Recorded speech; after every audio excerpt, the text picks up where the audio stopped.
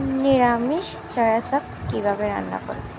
হরে কৃষ্ণা, আমি অর্পিতা। আমার ভিডিওতে আপনাদের সবাইকে স্বাগত।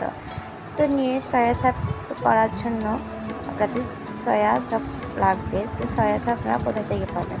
আমরা যখন মায়াপুরে আছে, মায়াপুরে যে কোনো দোকানে সয়া চপ পাওয়া যায়।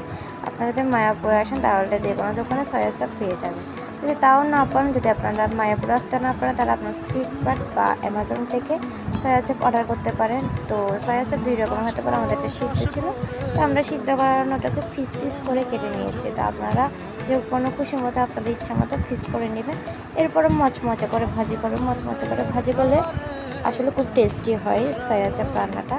তো এরপরে আমি আলুটা ভেজে নিয়েছি। এবার বাঁধাকপি দেওয়ার জন্য একটু কষা কষা হওয়ার জন্য, মানে সুন্দর লাগার জন্য আমি একটু বাঁধাকপি দিয়েছি।